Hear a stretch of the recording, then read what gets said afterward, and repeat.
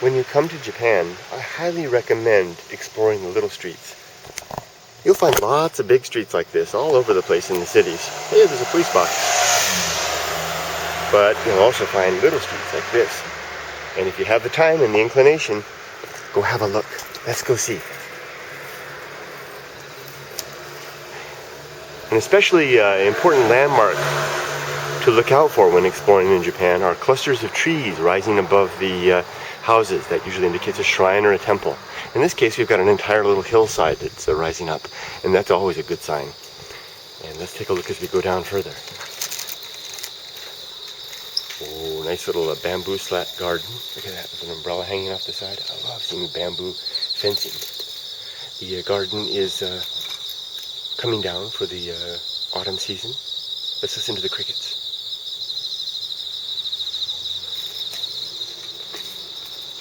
And one car. Old bathtubs over there. Oh, persimmons? What are those? Oh, kaki. Those are persimmons hanging off the tree there. They'll be ripe in another couple of months.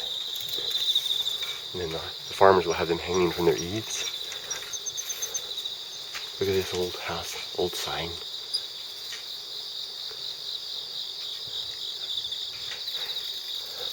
Old stairway leading up to the side of the hill. Very, very pretty. Lots of butterflies up there flying around. I love seeing these old stones. Look for stones as you're walking. Stones were a very common and a useful material in old Japan, and you can often find hints of the old peeking out when you find stones.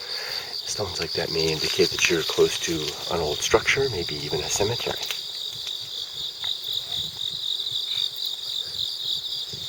Oh, look here. Looky here.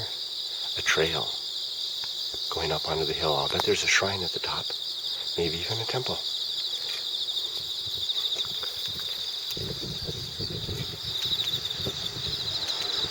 Oh, look, peek. Look at that. Can you see that? We've got a graveyard, I think. Well, I know. I'm not going to pretend I don't know what's down this street. I've been down this street. There is indeed a graveyard here. Let's take a quick look.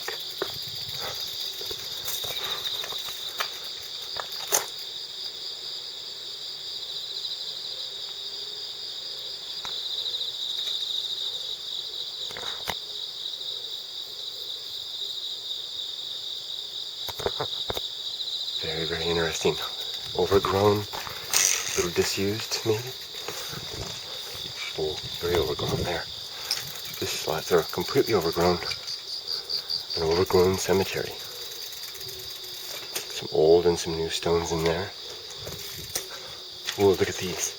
These are really old stones. Every graveyard in Japan that I've seen, at least the old ones, have something like this, where the families don't last forever. Contrary to the idea that if passing on your name and your genes, families dissolve over time. It's just a course of things. Even great royal families will do so. The Japanese lineage is rather an exception. But these are old family graves. Basically, the families are gone. They've dissolved into the fabric of humanity, and no one cares for them anymore. So the priests have collected the graves into one common compound here, and to take care of them. These older stones are probably from just before or after the feudal period, maybe older still. Who knows? I need to make a video about that. The dissolution of family names and family blood. It's a fact, folks.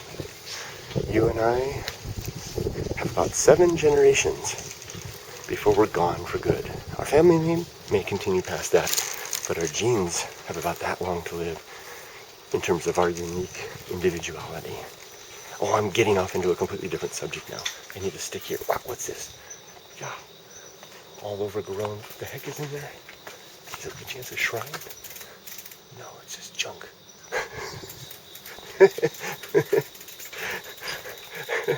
How many times in my life have I had that happen? Is that something special? Is that something unique? Is that something sacred? No, it's just junk. Well, now this is not junk. These are rokujizo.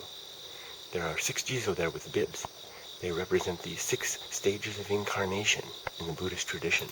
Everything from the hungry ghosts wandering the world, seeking out sustenance, to the transcendental beings, so to speak. Ah, here we have another cluster. See, old grays all clustered together there.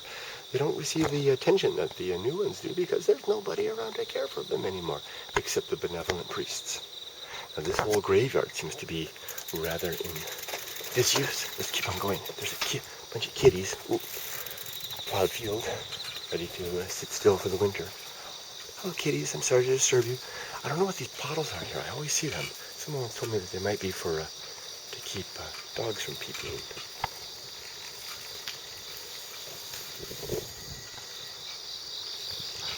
Look at me. I've got a pretty good rule in my life that I don't film people without their permission, but I seem to be doing it a lot lately. I know why. It's because I've been turning my attention to the city more. Usually I'm out in the country where there's nobody and there's no danger of having to do that. Isn't this cool? An old apartment block. Wouldn't that be a great place to live and look out on this peaceful hill? Very, very nice. Crickets. Tweet, tweet. Well, I don't think crickets do tweet, tweet. They do chirp, chirp. There's another trail up the side. I'll have to go up and see what that is. I've never been up there. I've never been to the top of this hill. Gotta do it one of these days. Ooh, look at this old place.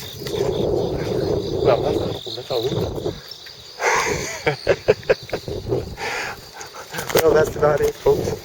A little tour through a back alley, leading along an old mountain in Japan. We saw a cemetery, we saw some old houses, we saw some stuff that we thought was old but turned out to not be old at all. And we saw a cat and an old gentleman having a nice time watering the plants.